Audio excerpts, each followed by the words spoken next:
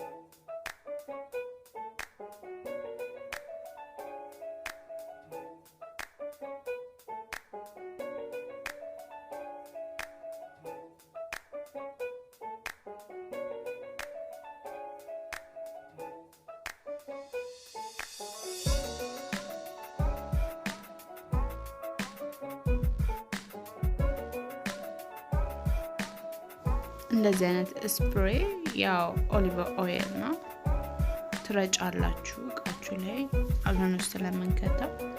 በመቀጠል ዳቦአችንን እንደዚህ እንደረድራለን ማለት ነው።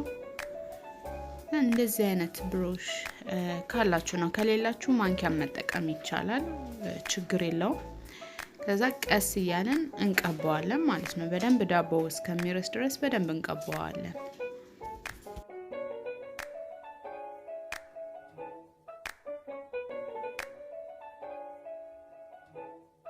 በመቀጠልም ቀደም ብለን የከተፍነውን ሽንኩርታችንን እኔ እጄ የምጠቀመው ያው ለመመጠን እንዲመቸኝ ነው። እናንተ በማንኪያም መጠቀም ትችላላችሁ።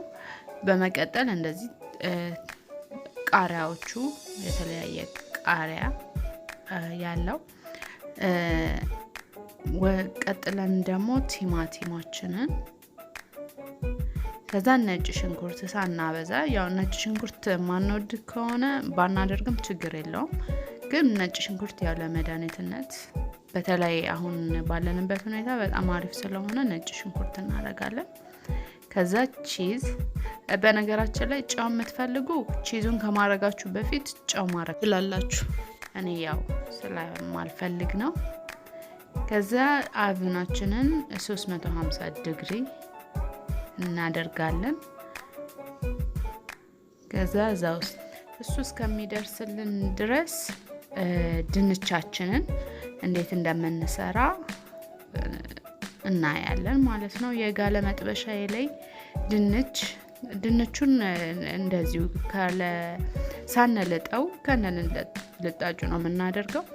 እንደዚህ ብራውን እስከሚሆንልን ድረስ ከጠበስነው በኋላ ሽንኩርታችንንና ነጭ ሽንኩርታችንን እናደርጋለን። ከዛ ሽንኩርታችንም እንደዚህ ትንሽ ጠበስ ሲልልን ቃሪያችንን እናደርግበታለን። በመቀጠል እሱም እንትን ሲል መጨረሻ ላይ እንደዚህ በሰል ሲልልን መጨረሻ ላይ ቲማቲማችንን እንከታለን። በመቀጠልም ትንሽዬ ጨው እናደርጋለን።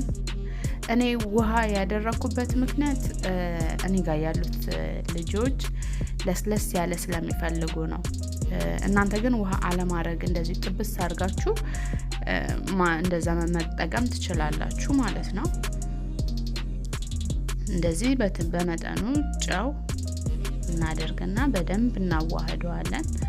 ከዛ ለተወሰነ ደቂቃ ለ5-6 ደቂቃ ከተጠበሰ በኋላ እናወጣዋለን። እንግዲህ ይሄንን ይመስላል። እንደምታዩት እንደ ፒዛ ነው የሚሆነው ጣዕሙ።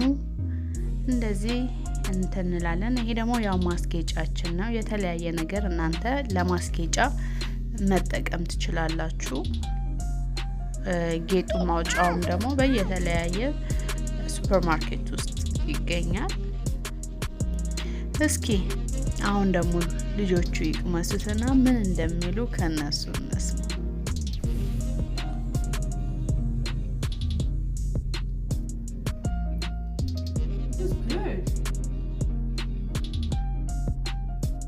How's it? You should all try this. It's really good.